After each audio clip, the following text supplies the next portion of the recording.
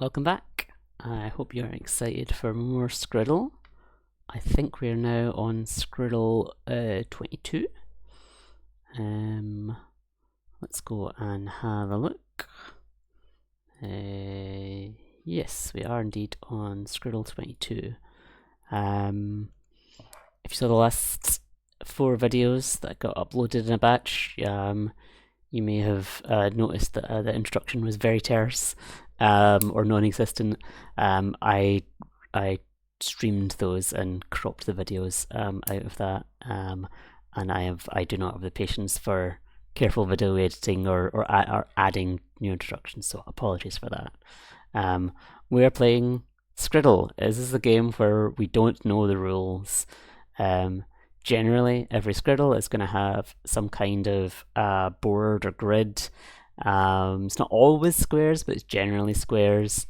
We can generally interact with these to input a guess, and then we're going to press the guess button here, and then it's going to give us feedback. Then it's going to tell us were we correct, and if we were not correct, which rules did we break. So we don't know how many rules there are yet. We know that they will be color coded, and we'll try to figure out the rules and find the correct answer and as few guesses as we can.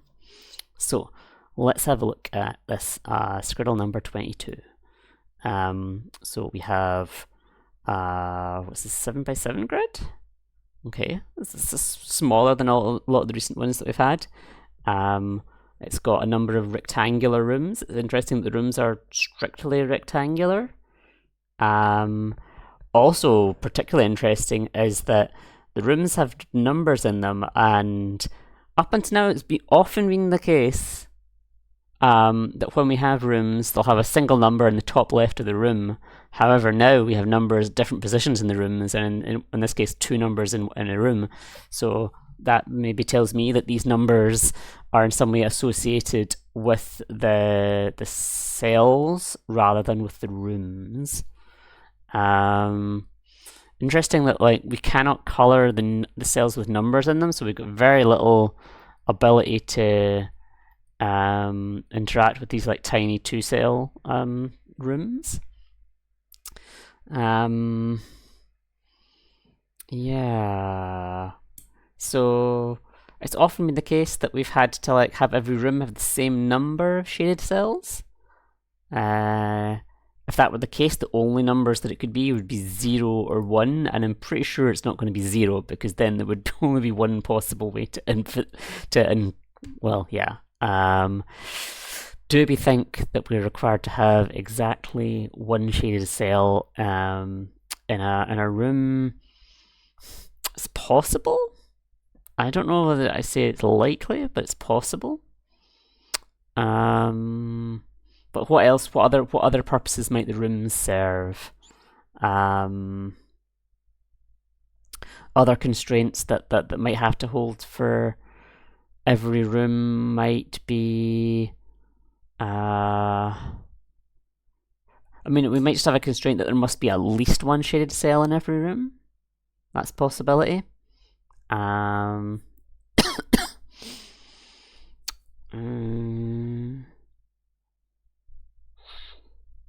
We might have.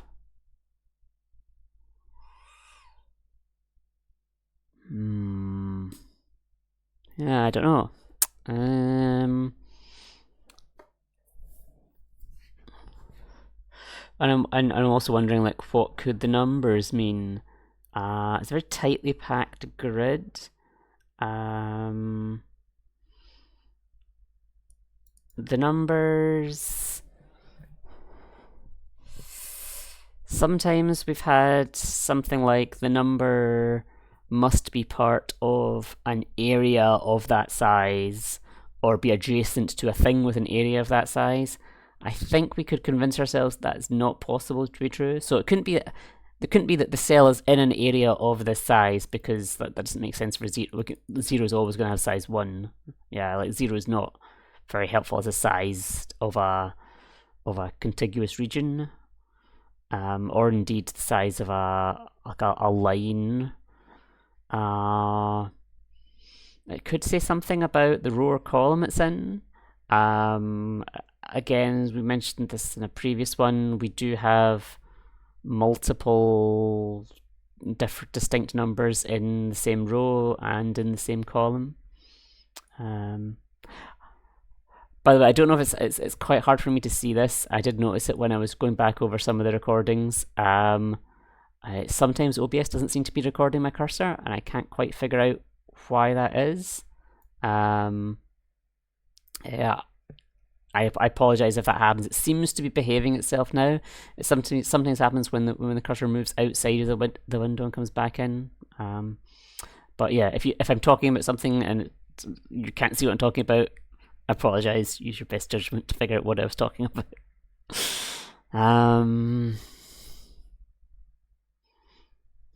So yeah, doesn't immediately seem like they're for areas. Could be Minesweeper style numbers. Could be Minesweeper style, where the number is telling us the number of shaded cells around that. If that were the case, what could we say here? If that were the case, then we would have to shade all of these 3 around the 3. That would mean that we couldn't shade any of the ones around this 2 because we've already got 2 here.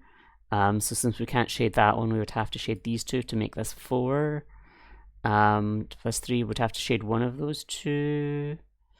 What else? Where else can we make? Where else can we reason that? So none of these here could be shaded. These 3 could be shaded.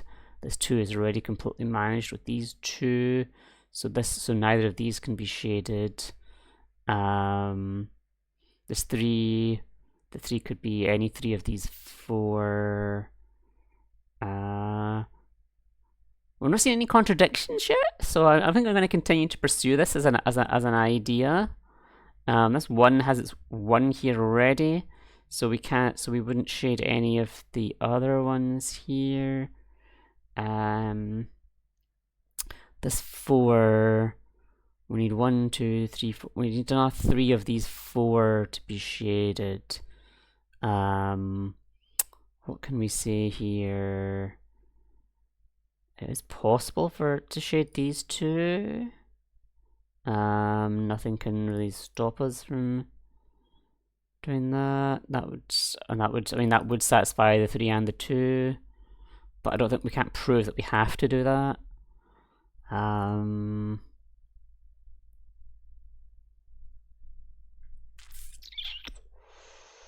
What did we say? Oh, we said we can't shade any of these here because of this 2.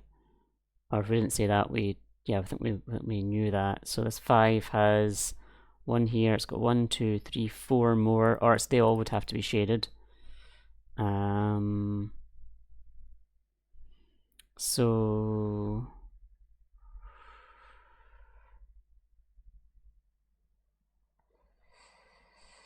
let's see this. Oh no, we have that. Okay, that's somewhere we've hit a contradiction.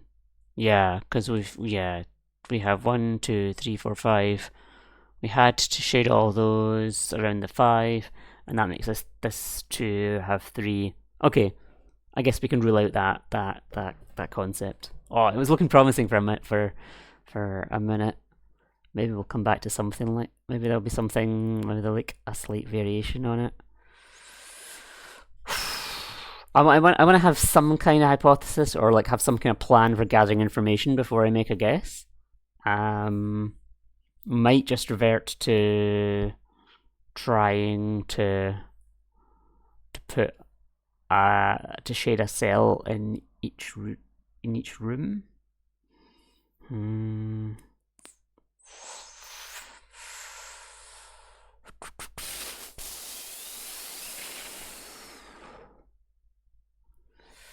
Yeah, we can also, other things we can say is like this 5 couldn't be simply about a line of 5 because there's nowhere that we can put a line of 5.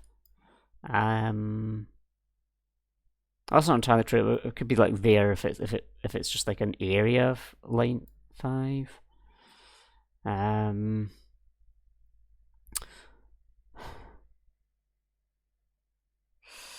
the thing that we had in the previous game, we had a rule that like you have like this three would be satisfied by, it would be like add up the area, this shaded area and this shaded area that are adjacent to that three, and they have to add up to the same value as that.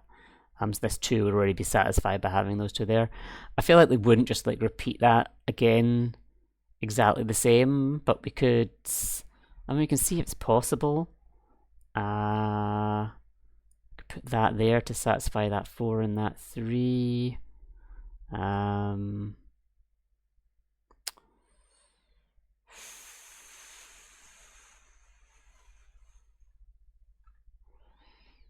This 4's tricky to satisfy. I guess you could put something like that there and then have another 1 somewhere. Oh no, yeah, like that maybe. This 3 can't really be satisfied at the moment. Or you could do something like this.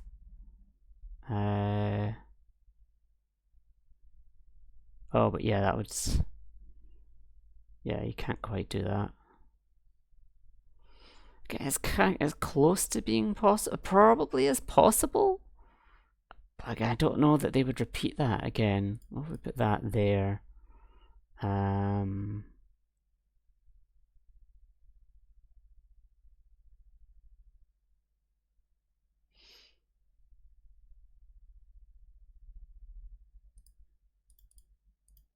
If we did this and we put like that there, we still need.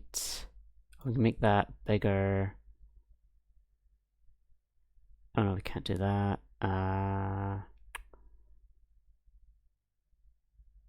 Satisfying this 3 is especially hard because you can't put anything there. You can't make this. Maybe it's just maybe that's also impossible. You can't, if you make a size 2 here, you can't put a size 1 here or here. If you you can't make a size 3 anywhere because this would be touching the 2, this would be touching the 2 and the 5, this would be touching the 5, this would be touching the 1, this would be touching the 1. So yeah, I think that's just that just isn't possible. Maybe let's just make a submission, see what happens. Yeah, go with this, see what happens. Oh, interesting.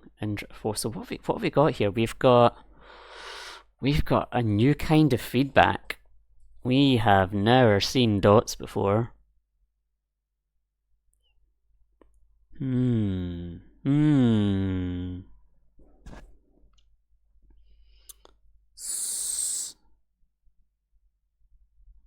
So the red rule is giving us a lot of feedback down the middle of the board. The orange rule is giving us a lot of feedback around the outside of the board, but they do overlap. They overlap a bit. Both kinds of feedback are not seem to be applied to cells and not to rooms.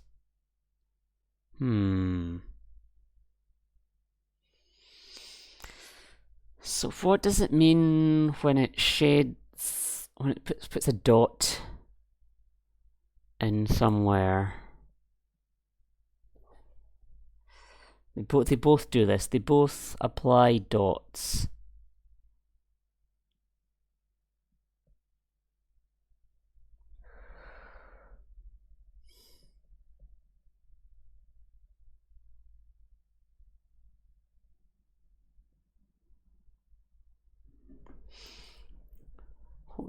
What other properties do we see here?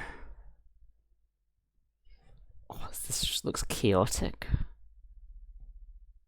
I'm struggling to read anything from this.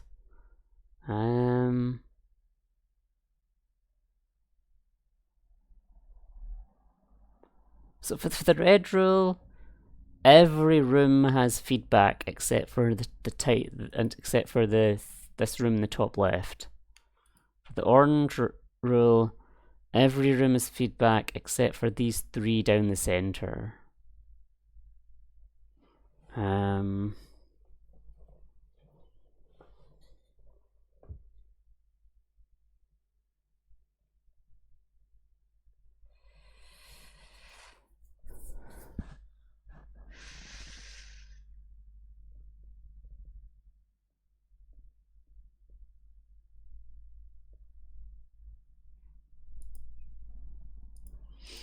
I feel like I'm tempted to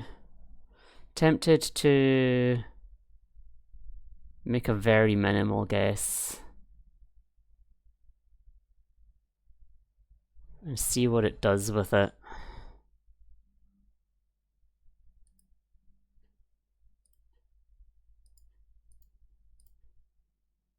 What if we do this? Huh. Alright, well, there's another rule. There is another rule.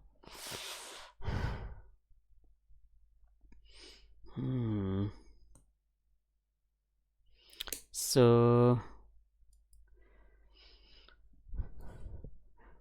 curious. The red rule only seems to be upset about shaded cells. So somehow this shaded cell is okay, but this shaded cell is a problem, and it doesn't care about all of these completely unshaded rooms. The orange rule really seems to be more about unshaded cells, I think.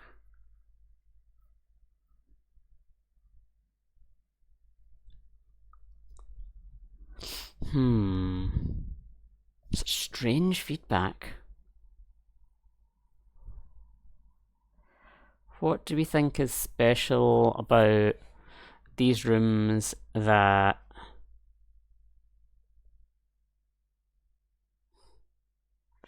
why does this room up here get 2 cells highlighted and 3 cells dotted, and this one gets 3 cells highlighted and 2 cells dotted, but then there's smaller rooms here like this 3 room and this 4 room that are just entirely dotted?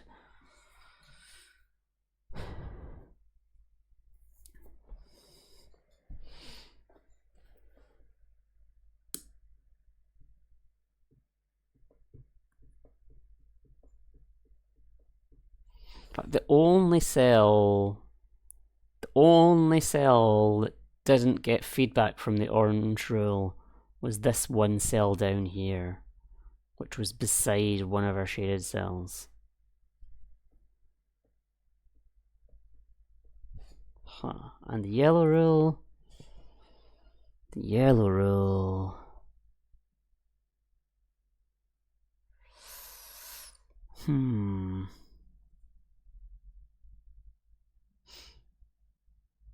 Is the yellow rule, what does our first guess look like?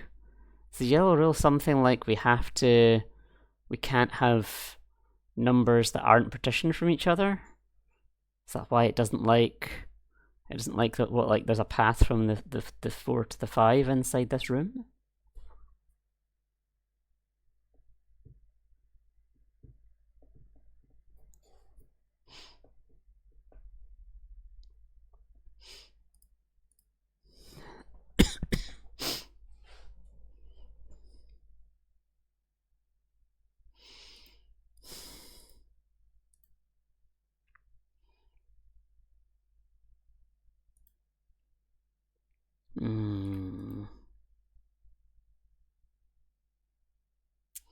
Maybe we want to go to the other extreme and have a very dense guess, like totally fills in some areas.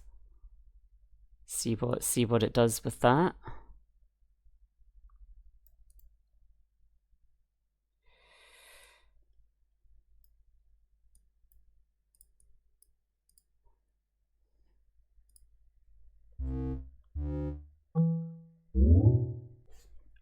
Oh, that's interesting.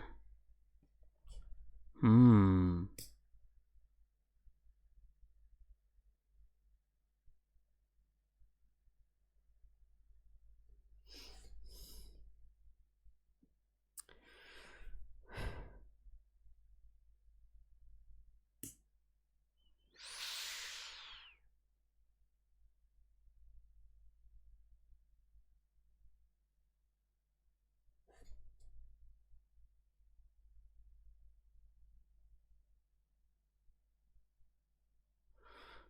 Ooh. So like this gives us seems like a much more localized feedback. It seems like you can see a relationship between the highlighted cells and the numbers.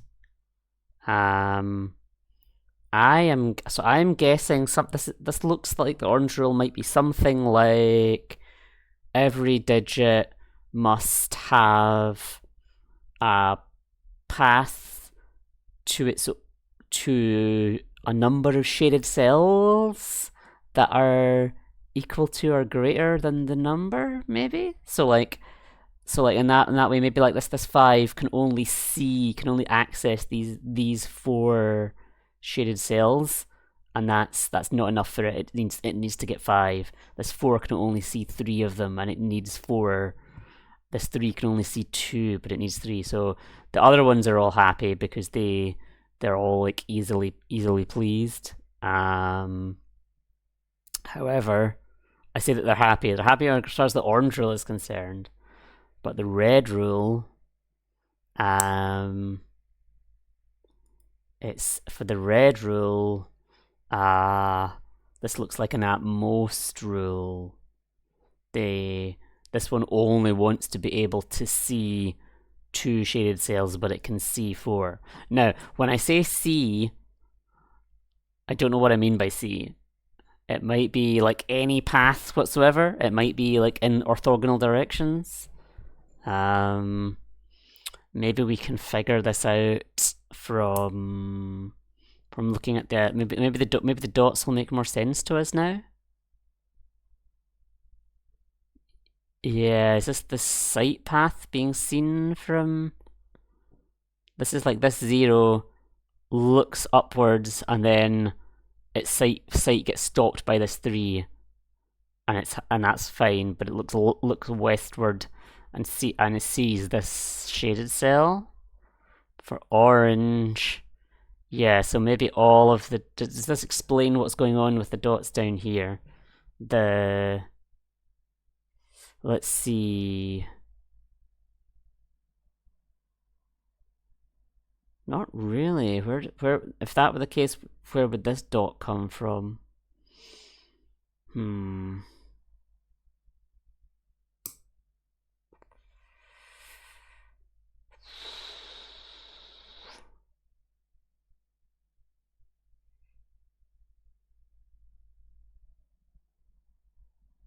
So what does it look like? So it looks like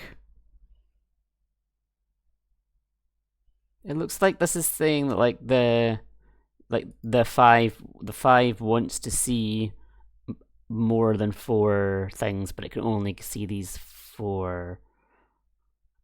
We could maybe explore this a bit more by having a mostly dense thing, but with like some gaps, and then see if they're like if it fills in spots for them. Um,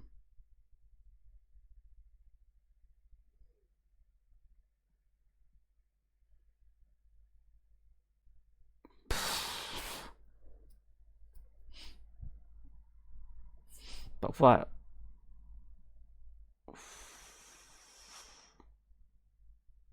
The thing is, oh, multiple things.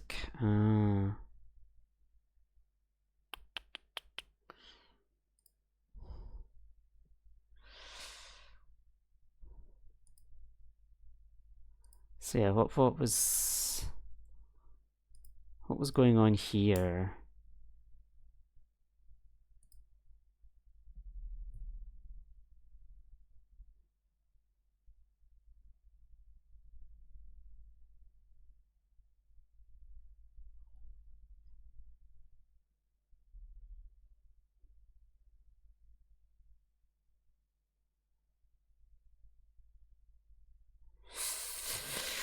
Yeah, there's definitely something more we're not understanding.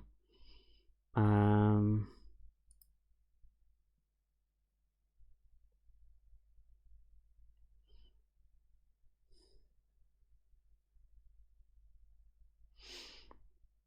about we try splitting it into making something that kind of like partitions, uses shaded cells to partition into small regions, and then we see how those regions behave.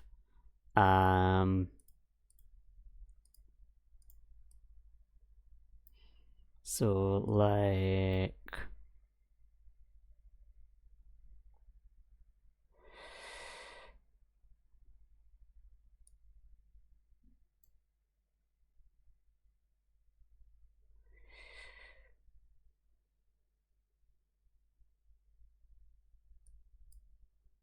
I don't know.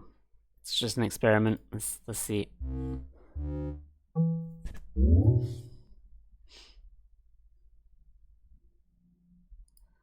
So for the red rule,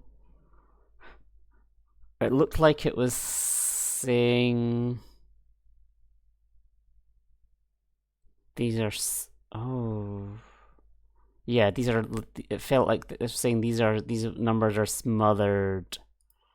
Does that still feel like the case?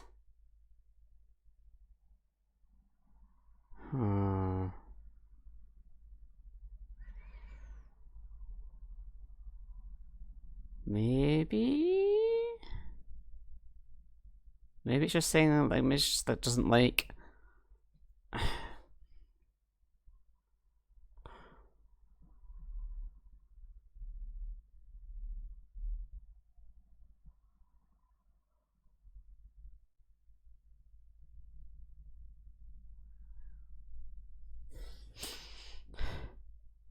It's kind of like this room is projecting dots into adjacent rooms from its white cells, and this one is the same.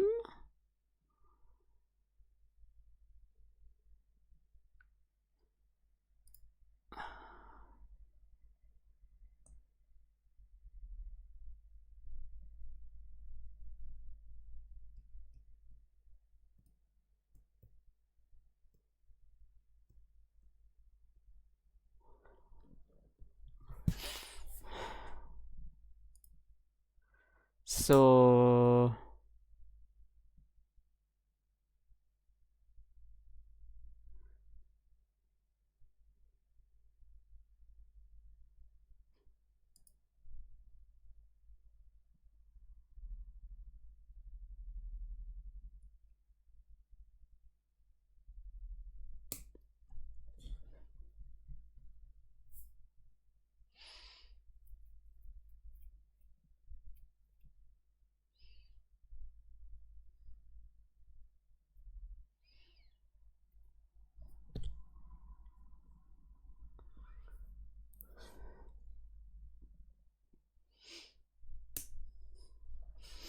is it something like the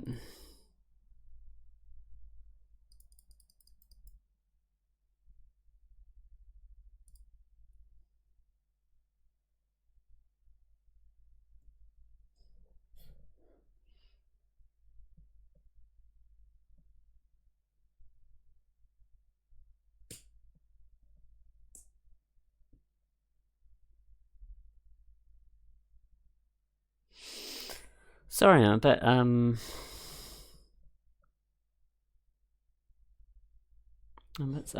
struggling with this. I feel like I got a proto idea, like something like lots of these look close to be doing something. Like it's so like in this case there are two numbers highlighted, and each of the highlighted, it looks like each of those highlighted numbers, the room that it's in seems to be projecting out these dots. Is that the case for the other one? So in this one, which? Oh no, no, it can't be because in this one, the only highlighted numbers are here and here. But there's activity all over. There's other things highlighted than numbers down here. Is it the case? Is that the case of the red rule even so?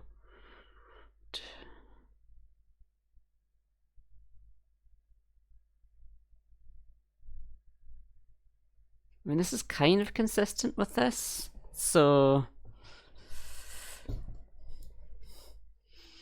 in each case, it does look like the highlighting originates from a number and then exerts some kind of further highlighting in the region around that number.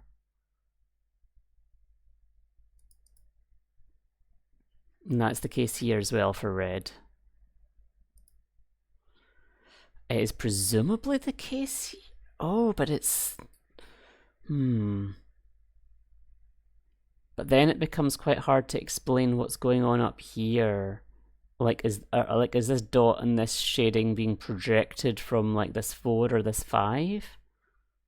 Or is it completely, or is it just like a wild coincidence that all these ones seem to be emanating from the number?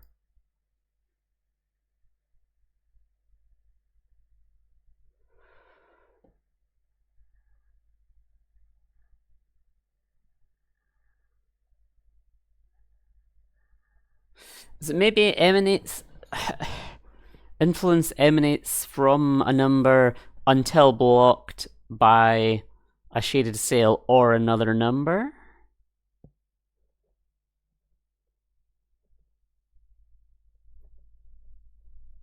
And then something has to be true about the cells that are influenced by that number.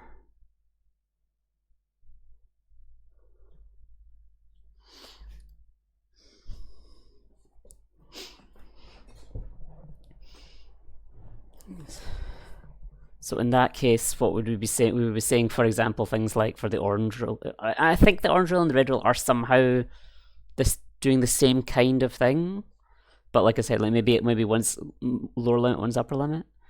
Like, is this 3 projecting influence up to hit those 2 out here, but it gets stopped by the 4, it gets stopped by the 2, and then like the room boundary, like the dot, is it being projected across the room boundary? Is that consistent with?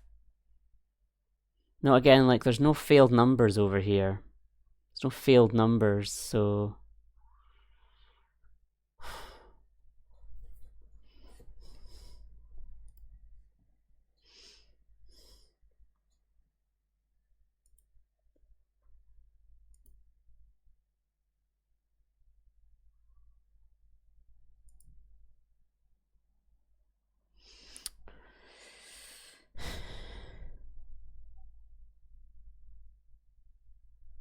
what happens if we just take this guess but we manipulate it a little bit, like we unshade some of the cells here to allow the influence to spread more. See what it does.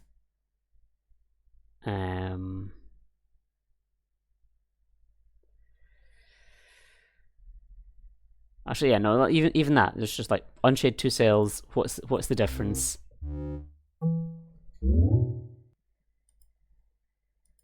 So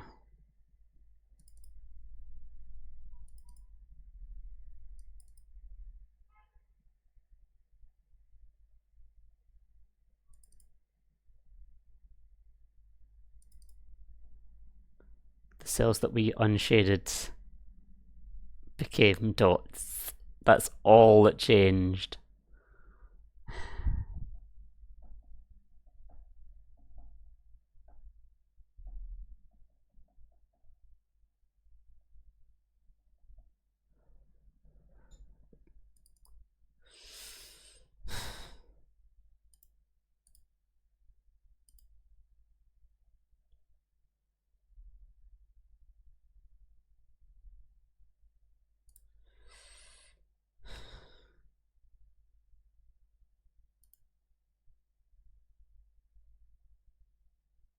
What happens now?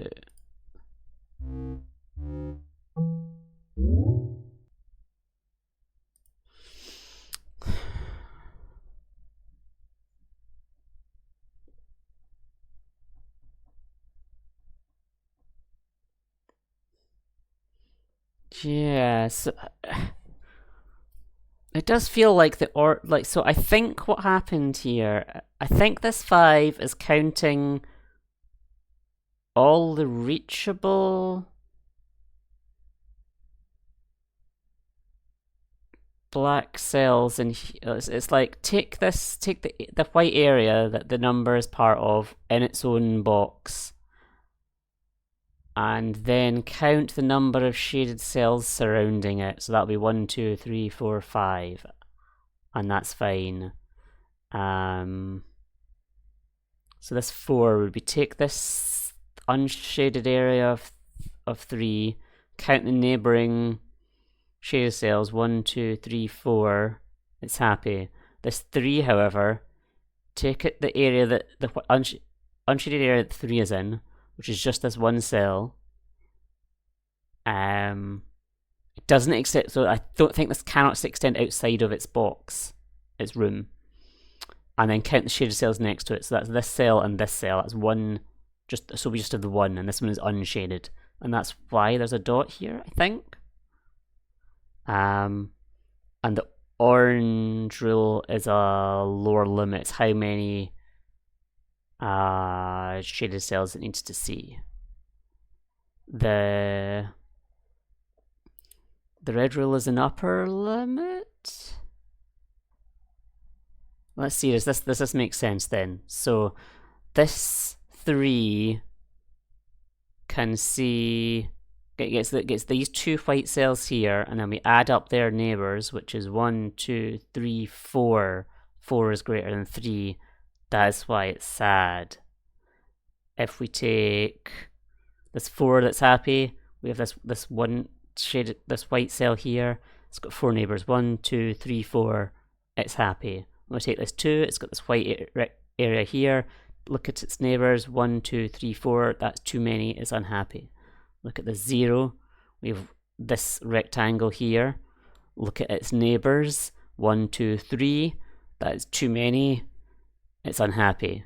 Look at this 3. It's just this white area here. Look at its neighbours, 1, 2, 3. It's happy. The 3 is happy. This is shaded because it's upsetting the 0. This is shaded because it's upsetting the 2. Okay, we have a hypothesis. So we have it's a complicated rule, but we've got an idea for what the red rule and the orange rule might be, because I think they're just inverses of each other. I think they're just like upper and lower bounds. And that rule explains what the numbers are for, and it explains what the rules are for, what the rooms are for. Sorry. I think the yellow rule is just that that we can't have 2 digits in the same white region, and that's only a problem in the center room.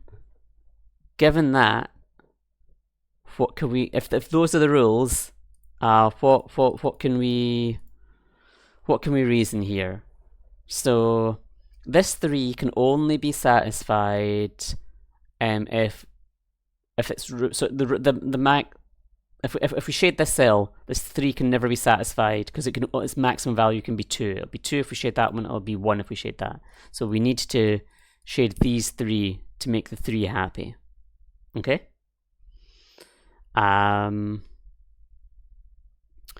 What else? This 0 can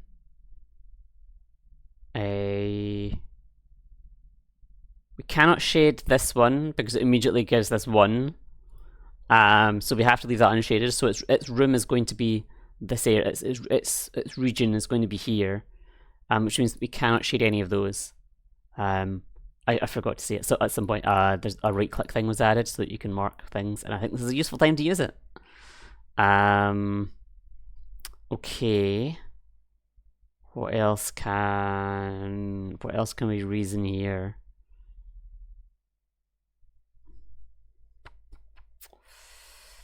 So we know we need to divide the 4 from the 5 somewhere, but I don't know if that's a good place to start. This 2 at the moment has at least 1, as you can see. We cannot shade this one because I don't know. We could shade.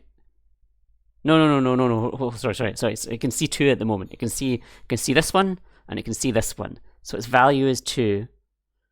That means we cannot shade this one because it would increase the value of the 2 too much.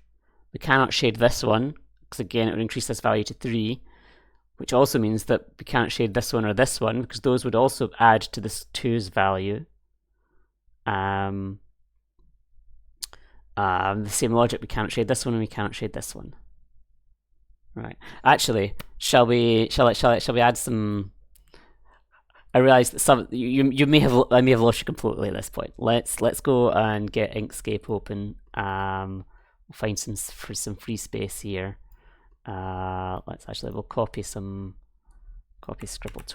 20 for right. So we're in Scriddle 22, and we have 3 rules that we know of so far. Right, and I'll delete this. So, the red rule we believe is our. What do we say? Was it the minimum or the maximum? So this is sad. This 2 is unhappy because it sees too many of them. So for the red rule, number is an upper bound, and for the orange rule, it's a lower bound. Okay. So we'll say area containing, or sorry, unshaded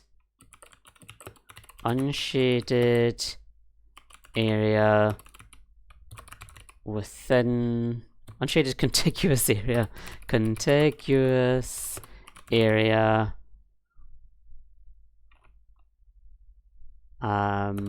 in a single room containing a digit must have containing a digit n, we'll say, must have, let me type, let's make some space for this, must have no more than n shaded neighbor cells inside or outside the room. Wow, that's a long rule. Orange is like the same thing. We'll just copy this. Must have no less.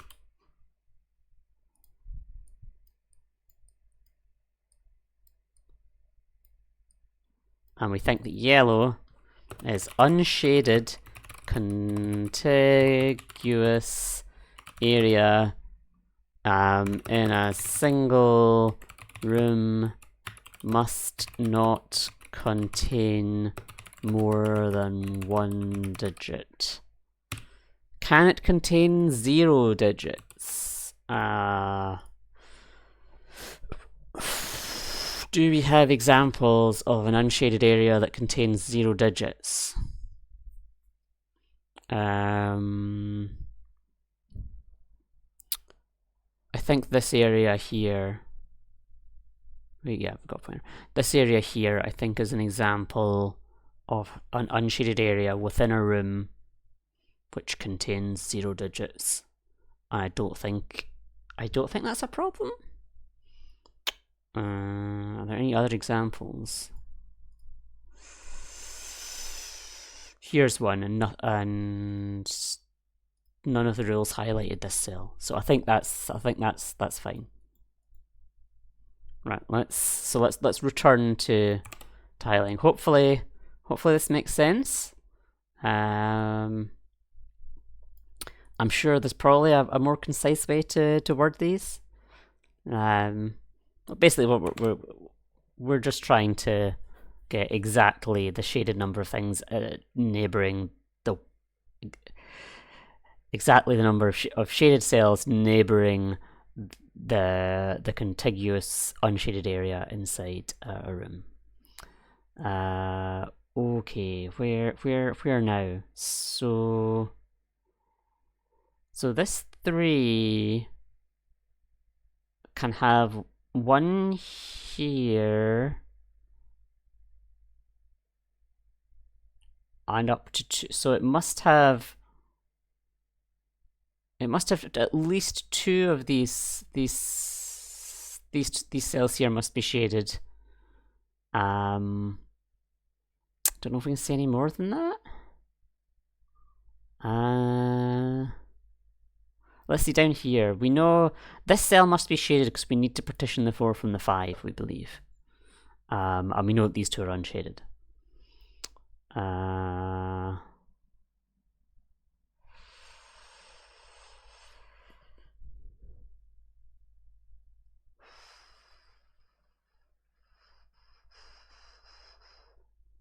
I'm going to mark that as unshaded.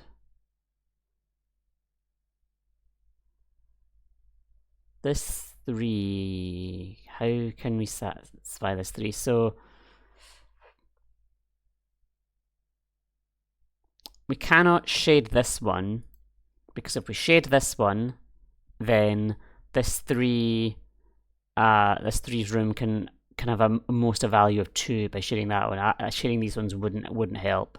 So this one cannot be shaded. So now we know this 3's full room is unshaded, and then the only remaining way to get its value is to shade these 3. That gives 3 shaded cells adjacent to this unshaded region with 3 in it.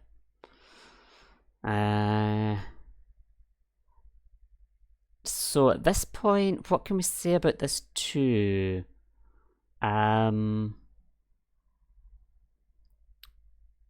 If we don't shade this, then we cannot shade. If we do not shade this, then our 2 already has its full value, and we cannot shade this either. But that cannot be the case. If we don't shade that and we don't shade that, this 3 can only have 2, right? So in that case, that proves that we must shade that. We cannot shade that now because this 2 has its full complement. I can't shade that. This 3 needs these 2 to be shaded to meet its value. Okay. Now, what are the options for the 5? So we don't know if this is shaded yet.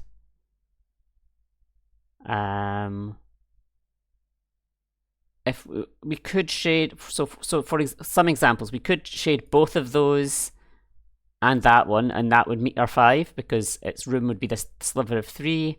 It would have 3 along here, 1 here, and 1 here. But we don't know that for sure because we might also meet it by doing like that or something like that.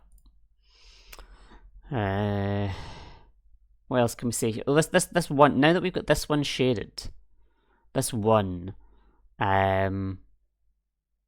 we know that we cannot shade this one or this one because they would both increase the value of the one too much. In fact, we know all of those cannot be shaded. Okay.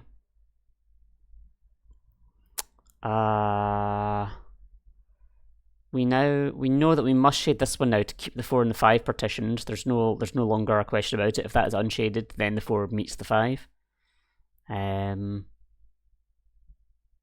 So at this point, the 5 can see 1, 2, 3, 4, 5. We could. So either this is empty and this is empty, or they're both shaded, I think. I'm sure there's got to be a better way to make this conclusion though. What can this 4 see? So we know this 4's full room is these 2 cells. It can see 3. These 2 are unshaded, so this one must be shaded. This 2 definitely sees that one.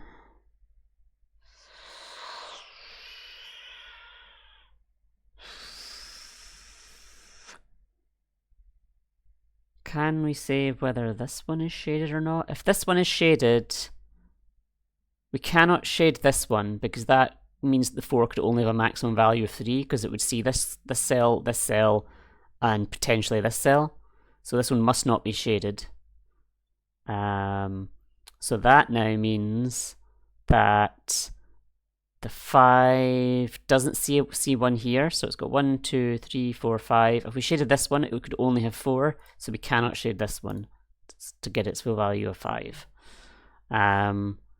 Okay, so the 4's full room is these 2 cells. It doesn't have a cell shaded here, so we must shade both of these to get it its full value of 4. The 3 has a 1 by 1 white cell here. It sees these 2, so this one also must be shaded. This 4 is satisfied. I think we did that already. This 2 can see these 2, so we cannot shade this one or it will get to 3.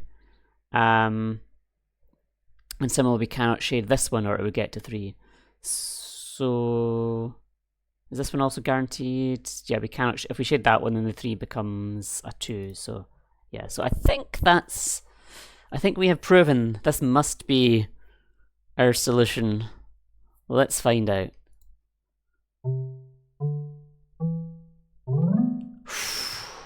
That was a hard one. I would say it was moderately tricky once we figured out the rules, and it was incredibly hard to figure out the rules. Yeah. Shall we see if we got all of the rules? I don't think there can be. I mean, there might be like a purely redundant rule. Sometimes there's a purely redundant rule of like you gotta fill in a cell, you gotta make an attempt.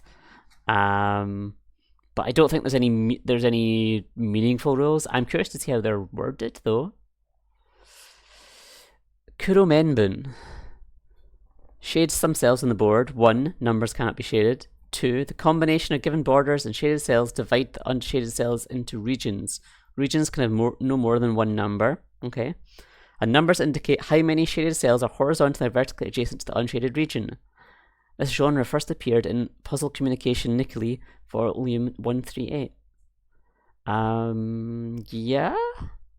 Looks like we understood all the rules correctly.